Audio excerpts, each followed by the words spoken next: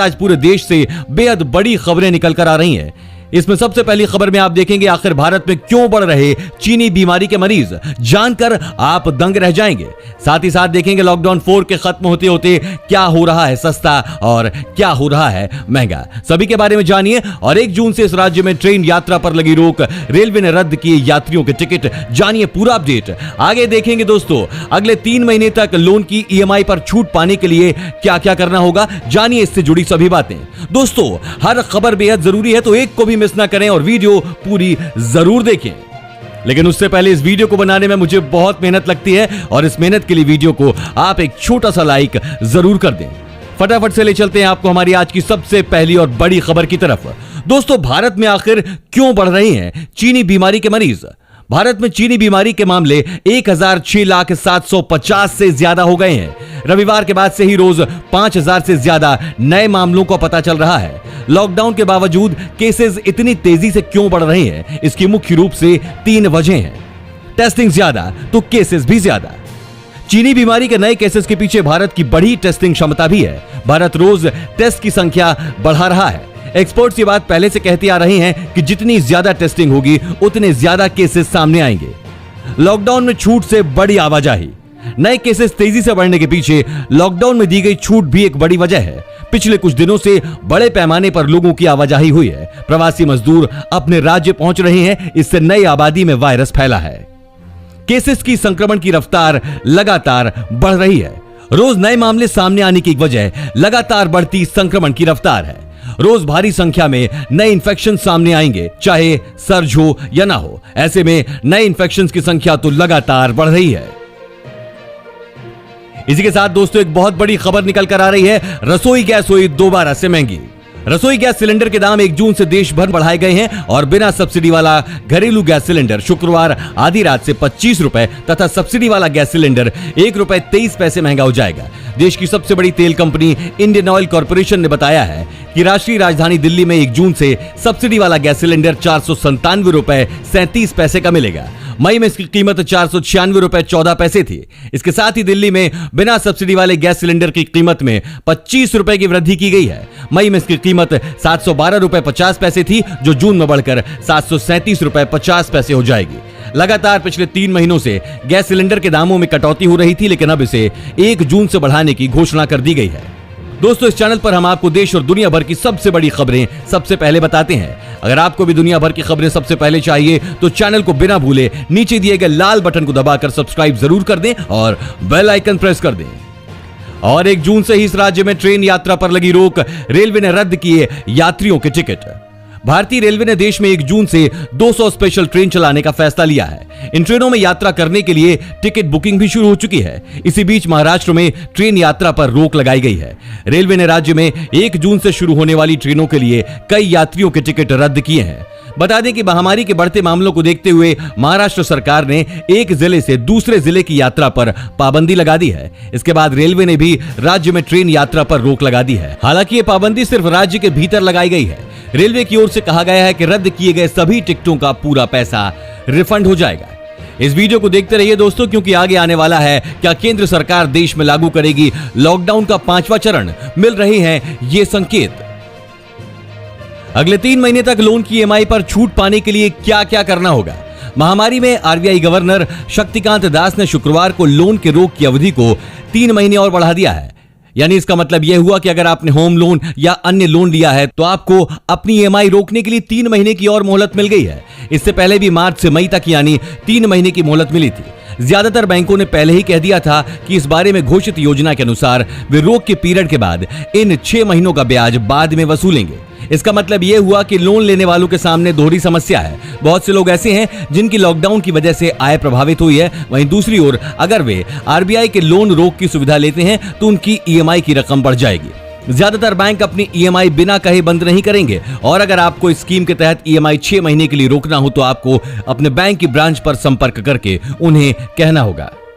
दोस्तों इसी बीच एक बहुत बड़ी खबर निकल कर आई है। लॉकडाउन 4 के बीच ही PM मोदी ने कर दी ये बड़ी घोषणा। महामारी के संक्रमण के साथ ही अम्फान तूफान ने पश्चिम बंगाल के लिए बड़ी परेशानी खड़ी की है। इस प्राकृतिक आपदा को देखते हुए पीएम मोदी ने देश के इस राज्य के लिए 1000 करोड़ रुपए की सहायता का ऐलान किया। पीएम मोदी ने आज पश्चिम बंगाल में अम्फान तूफान से हुई तबाही का हवाई सर्वेक्षण कर जायजा लिया।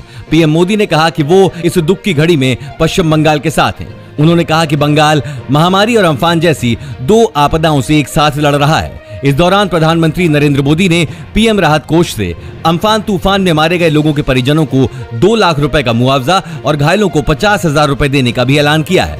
इस तूफान ने देश के ओडिशा और पश्चिम बंगाल में भारी तबाही मचाई है। क्या केंद्र सरकार देश में लागू नहीं करेगी लॉकडाउन का 5वां चरण? भले ही देश में संक्रमित मरीजों की संख्या लगातार बढ़ती जा रही हो, लेकिन अब जिस प्रकार के संकेत मिल रहे हैं उससे तो ऐसा ही लग रहा है कि देश में लॉकडाउन का 5वां चरण लागू नहीं किया जाएगा। केंद्र सरकार अब लॉकडाउन में छूट का दायरा लगातार बढ़ाती ही जा रही है। इसके तहत ही उन्होंने रेल और घरेलू उड़ानों को शुरू करने का ऐलान कर दिया है। मोदी सरकार 1 जून से 200 पैसेंजर ट्रेनों को चलाने की घोषणा कर चुकी है। इसी को देखते हुए रेल मंत्रालय ने अब इन ट्रेनों के लिए टिकट बुक करवाने के लिए यात्रियों को कई विकल्प दिए हैं। वहीं केंद्र सरकार ने घरेलू उड़ानों को 25 मई से फिर से शुरू करने की घोषणा भी कर दी थी। रेल और घरेलू उड़ानों को शुरू करने की घोषणा के बाद लोग यही उम्मीद कर रहे हैं कि देश में लॉकडाउन का 5वां चरण लागू नहीं होगा, और होगा भी तो प्रतिबंधों को बहुत ही सीमित कर दिया जाएगा। इसी के साथ दोस्तों, आप आगे की बड़ी खबरों में देखने वाले हैं क्या ईद वाले दिन खुलेंगी मस्जिदें। जानने के लिए बने रहिए हमारे साथ ही साथ देखेंगे रेलवे ने जारी किए हैं ये 20 निर्देश। टिकट बुक करने से पहले इन्हें जरूर जान लें, वरना नहीं बुक होंगे टिकट। और बहुत बड़ी खबर, संकट में बेहिसाब नोट छापकर आरबीआई क्यों नहीं करता मदद, जान लें हकीकत। फ्री गेहूं और चावल लेने के लिए बनवाएं राशन कार्ड, ऐसे करें आवेदन। सरकारी नौकरी करने के इच्छुक इस खबर को जरूर देख लें। पुलिस विभाग में 2672 पदों से भी ज्यादा वैकेंसी निकली है। आवेदन कैसे करें, इसकी जानकारी के लिए देखते रहिए। क्या ईद वाले दिन मस्जिदें खुलेंगी? महामारी की वजह से मस्जिदें और सभी धार्मिक स्थलों को आम जनता के लिए बंद कर दिया गया है। दिल्ली सरकार ने महामारी के खतरे और आने वाले त्योहारों को देखते हुए यह निर्णय लिया है कि नमाज के लिए मस्जिद में अधिकतम 5 लोग ही रहेंगे। एक इमाम जो नमाज पढ़ाएंगे और 4 लोग उनके पीछे सोशल डिस्टेंसिंग का पालन करते हुए साथ रहेंगे। सरकार ने यह भी निर्देश दिए हैं कि ये 4 लोग मस्जिद में काम करने वाले ऐसे ही लोग होंगे जो वहीं रहते हों। ईद की नमाज के मद्देनजर भीड़ इकट्ठा न होने देने के लिए नमाज को फेसबुक और यूट्यूब चैनल पर लाइव टेलीकास्ट किए जाने का फैसला लिया गया है, जिससे घरों में रहते हुए लोग नमाज देखकर इमाम के साथ साथ खुतबा सुन सकेंगे। रेलवे ने जारी किए हैं ये नए निर्देश। टिकट बुक करने से पहले इन्हें जरूर जान लें, वरना नहीं होंगे टिकट बुक। दोस्तों, भारतीय रेलवे के खानपान एवं पर्यटन निगम यानी कि IRCTC ने इन दिनों चलाई जा रही 30 विशेष ट्रेन में यात्रा के दौरान टिकट बुकिंग का नियम बदल दिया है। यात्रा में टिकट की ऑनलाइन बुकिंग के पहले यात्री को सेल्फ शपथ पत्र देना होगा। अगर यात्री सेल्फ शपथ पत्र को नहीं भरता है तो टिकट ही बुक नहीं होगा। रेलवे के अनुसार यह नियम यात्री सुरक्षा के लिए जोड़ा गया है। इसके अनुसार जैसे ही टिकट का आरक्षण किया जाता है, IRCTC अपनी वेबसाइट में सवाल करता है कि संबंधित राज्य ने जो स्वास्थ्य को लेकर नए निर्देश जारी किए हैं, यात्री उसका पालन करता है या नहीं। अगर नहीं पर क्लिक किया जाता है तो टिकट आरक्षित नहीं होगा। संकट में बेहिसाब नोट छापकर आरबीआई क्यों नहीं करता मदद? बहुत से लोगों के मन में ऐसे सवाल आते होंगे कि आखिर जब देश की अर्थव्यवस्था संकट में होती है तो भारतीय रिजर्व बैंक बेहिसाब नोट छापकर सरकार की मदद क्यों नहीं करता।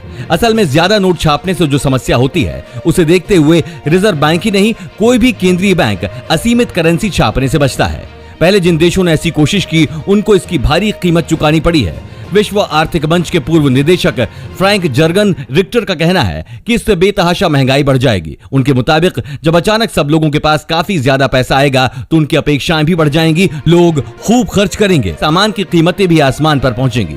बेतहाशा करेंसी छापने का आलम यह होगा कि जिनके पास करोड़ों रुपए होंगे वो भी गरीब कहलाने लगेंगे।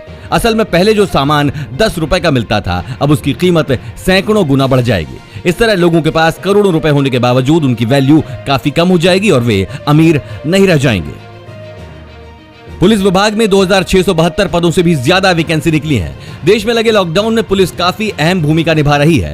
हालात के मद्देनजर पुलिस कर्मियों की बढ़ती जरूरत को देखते हुए कर्नाटक पुलिस ने करीब 2672 पदों पर भर्तियां निकाली हैं। इनमें 2420 पदों पर स्पेशल रिजर्व पुलिस कांस्टेबल की भर्ती होगी और 252 पदों पर बैंड्समैन की भर्ती की जाएगी। पुलिस की नौकरी पाने वाले इच्छुक और योग्य उम्मीदवार कर्नाटक पुलिस में निकली इन भर्तियों के लिए आवेदन कर सकते हैं। आवेदन की प्रक्रिया आज से शुरू होकर 15 जून तक चलेगी। 15 जून इन पदों के लिए आवेदन करने की अंतिम तारीख है। भर्ती पाने के इच्छुक उम्मीदवार ऑफिशियल वेबसाइट ksp.gov.in पर लॉगिन कर सकते हैं। फ्री गेहूं और चावल लेने के लिए बनवाएं राशन कार्ड। दोस्तों, लॉकडाउन के बीच कई लोग कार्ड नहीं होने के कारण राशन लेने से वंचित रह गए हैं। अब इनको चिंता करने की जरूरत नहीं है। ऐसे जरूरतमंद लोगों के लिए अस्थायी राशन कार्ड बनाने की व्यवस्था की गई है। कार्ड बनने के बाद इनको राशन मिलेगा। बाहर से आए मजदूर, भट्टे पर काम करने वाले श्रमिक और फैक्ट्रियों में काम करने वाले लोग ये ले सकेंगे। माह के अंत तक इन लोगों को राशन की दुकानों से गेहूं और चावल मिलेंगे। प्रवासी मजदूरों को इनके क्षेत्र के राशन डीलर से गेहूं और चावल मिलेगा। ऐसे परिवारों को राशन लेने के लिए अपना कार्ड बनवाना होगा। इसके लिए उनको आपूर्ति विभाग में एक फॉर्म भरना होगा। फॉर्म में अपना नाम, पता, आधार कार्ड, मोबाइल नंबर और बैंक अकाउंट आदि भरना होगा। इसके बाद इनका अस्थायी राशन कार्ड बनाया जाएगा। इस पर ही इनको राशन मिलेगा। इसी बीच दोस्तों, बहुत बड़ी खबर निकल कर आई है। 25 मई से हवाई यात्रा शुरू की जा रही है, लेकिन हवाई यात्रा के लिए सरकार ने तय की शर्तें यात्रियों को मानने होंगे ये 10 नियम। सरकार ने लॉकडाउन के दौरान घरेलू हवाई यात्रा को प्रतिबंधित गतिविधियों की सूची से हटाते हुए यात्रा के लिए ग्रीन सिग्नल दे दिया है। सरकार के फैसले के मुताबिक 25 मई से घरेलू उड़ान सेवा शुरू की जा रही है। सरकार ने घरेलू उड़ान सेवा को 25 मई से फिर शुरू करने की घोषणा के साथ ही यात्रियों के लिए टिकट बुकिंग और चेक इन समेत कई दिशा निर्देश जारी किए हैं। यात्रियों को यात्रा के दौरान इन निर्देशों का पालन करना होगा। हवाई यात्रा के दौरान यात्रियों को मानने होंगे ये नियम। सभी यात्रियों को या तो आरोग्य सेतु ऐप के जरिए अथवा स्वघोषणा पत्र भर के अपनी सेहत की जानकारी देनी होगी। यात्रियों को वेब चेक इन कराना होगा, क्योंकि हवाई अड्डों पर चेक इन काउंटर कार्यरत नहीं होंगे। वेब चेक इन करा चुके यात्रियों को ही टर्मिनल में प्रवेश दिया जाएगा। शुरुआत वाले दिन यानी कि 25 मई को सीमित परिचालन की अनुमति होगी। केवल एक चेक इन बैग ले जाने की इजाजत होगी और विमानों में एयरलाइन कंपनियां खान पान की सुविधा नहीं देंगी। दोस्तों, इसी बीच 10th के रिजल्ट आज सामने आ रहे हैं। बिहार स्कूल एग्जामिनेशन बोर्ड द्वारा बिहार क्लास 10वीं का रिजल्ट 2020 आज घोषित किया जाएगा। लगभग 15 लाख बिहार बोर्ड कक्षा 10 के छात्र बीएसईबी कक्षा 10वीं परिणाम 2020 का बेसब्री से इंतजार कर रही हैं। जैसे ही बोर्ड अधिकारियों द्वारा बीएसईबी मैट्रिक परिणाम घोषित किया जाएगा, सभी उम्मीदवार अपने बिहार बोर्ड के स्कोर आधिकारिक वेबसाइट biharboardonline.bihar.gov.in पर चेक कर सकते हैं। रिपोर्ट्स के अनुसार बीएसईबी बिहार बोर्ड मैट्रिक परिणाम 2020 की घोषणा के लिए कोई प्रेस कॉन्फ्रेंस नहीं करेगा। सोशल डिस्टेंसिंग को ध्यान में रखते हुए संभावना है कि बिहार के परिणाम बोर्ड के कार्यालय में घोषित किए जाएं।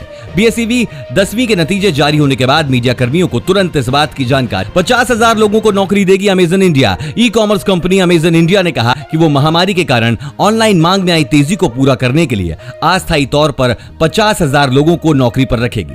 कंपनी ने एक बयान में बताया कि ये नौकरियां वेयर हाउसिंग और डिलीवरी नेटवर्क आदि में दी जाएंगी। कंपनी ने कहा कि महामारी के कारण लोग ऑनलाइन खरीदारी कर रहे हैं। ऐसे में विभिन्न उत्पादों की ऑनलाइन मांग में तेजी आई है। इसी बड़ी मांग को पूरा करने के लिए 50,000 लोग अस्थायी तौर पर नियुक्त किए जाएंगे। कंपनी ने बयान में कहा कि इन अस्थायी नौकरियों में दिलचस्पी रखने वाले लोग सीजनल हायरिंग india@amazon.com पर ईमेल भेज सकते हैं।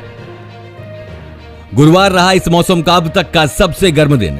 राष्ट्रीय राजधानी में बृहस्पतिवार को इस मौसम का सबसे अधिक तापमान 42.7 डिग्री सेल्सियस दर्ज किया गया। मौसम विभाग ने बताया, हालांकि इस क्षेत्र में बढ़ रहे पश्चिमी विक्षोभ की वजह से अगले 2 दिन में थोड़ी राहत मिल सकती है। राजधानी के सभी मौसम केंद्रों की अपेक्षा पालम वेधशाला में सबसे ज्यादा 44.1 डिग्री सेल्सियस तापमान दर्ज किया गया। भारतीय मौसम विज्ञान विभाग के क्षेत्रीय केंद्र के प्रमुख कुलदीप श्रीवास्तव ने कहा कि अगले 2-3 दिनों में लू वाली हवाएं नहीं चलने की संभावना है। मौसम विभाग ने लगातार पश्चिमी विक्षोभ के आने को इसके पीछे का कारण बताया है। विमान हादसे के बाद खौफनाक मंजर, कराची में क्रैश होकर घरों पर गिरा प्लेन। पाकिस्तान में शुक्रवार को एक बड़ा विमान हादसा हो गया है। पाकिस्तान इंटरनेशनल एयरलाइंस का एक एयरक्राफ्ट शुक्रवार को भयानक दुर्घटना का शिकार हो गया। पाकिस्तानी मीडिया के मुताबिक ये फ्लाइट तब क्रैश हुई जब कराची में लैंडिंग होने ही वाली थी। हादसे के बाद रिहायशी इलाके में काले धुएं के गुबार को काफी दूर से ही देखा गया है। बताया जा रहा है कि विमान में 91 यात्री सवार थे। दुर्घटनाग्रस्त होने के बाद विमान ने करीब 4-5 घरों को अपनी चपेट में ले लिया और फिर वहीं से धुएं का गुबार निकलने लगा। शुरुआती जानकारी के मुताबिक विमान में 98 यात्री सवार थे। इनमें से 85 इकोनॉमी और 6 बिजनेस क्लास में सफर कर रहे थे।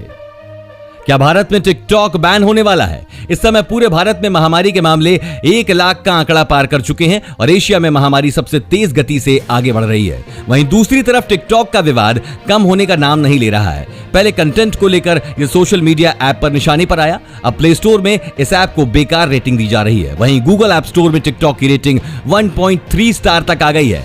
इसे लगातार 1 स्टार दिया जा रहा है। पिछले कुछ महीनों तक ये रेटिंग 4.9 थी। वहीं एप्पल ऐप स्टोर में टिकटॉक की रेटिंग 3.8 हो गई है। दोस्तों, आपको क्या लगता है, टिकटॉक के बैन को होना चाहिए या नहीं? नीचे कमेंट करके जरूर बताइए। और अगर साथ ही आपको ऐसे ही न्यूज हर रोज अपने मोबाइल फोन पर चाहिए तो बिना भूले हमारे चैनल को नीचे दिए गए लाल बटन को दबाकर सब्सक्राइब जरूर कर दें। धन्यवाद।